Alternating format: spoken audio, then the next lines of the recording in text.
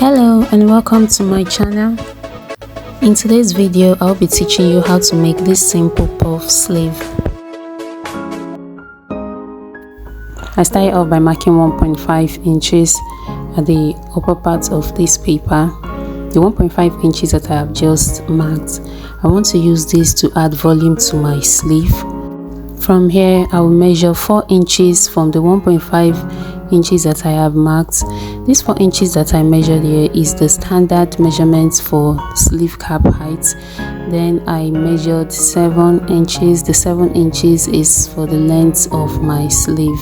The sleeve is a short one, so I'm just going to use a straight line to connect these points together using my ruler. I'll do the same for the 7 inches that I also measured. Next, I'm going to measure 8 inches. The armhole depth is 7.5. I added 0.5 inch to it for ease, so that gave 8 inches. Then from the point there, I'm going to draw a diagonal line to meet with the tip of the sleeve cap height. Then after drawing this diagonal line, I'll just go ahead and divide this line by 3, whatever I have there, and as you can see I got 9. So on each point I have 3 inches. Then from the first point I will go up by 0.5 inch and I will connect with a curved line using the 0.5 inches as a guide.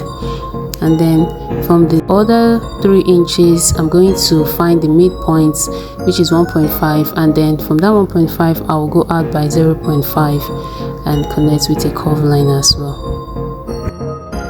Next I'm going to mark 8 inches too. I'm supposed to mark 7, that's the bicep measurement is 14 divided by 2, that's 7, but I want to add an inverted pleats at the base, so that is why I use 8 inches also.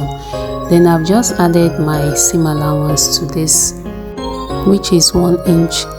So this is what we have. Next I'm going to increase the sleeve cap height. Like I said, I want more volume here, so from this curve down there I'm going to draw a new curved line to meet with the tip of the center sleeve. Hope you understand. I'll be drawing a straight line from this point where I marked 3 inches. This would be where my puff would end. I do not want it to extend to the other side, so that's where it's going to end. So I've gone ahead to rule out the parts where I want my puff to appear. Then I'll go ahead and cut this open. So if you're yet to subscribe to this channel, please do not forget to hit the subscribe button, give a thumbs up to this video, turn on your notification bell to get updated whenever I post new videos, and you can also share this video to whoever this video will be helpful to. So as you can see, I have gone ahead to spread open those lines that I cut out and I've laid them on my fabric. I've measured 0.5 inches at the top and base for seam allowance, and I'm just notching the center of this sleeve.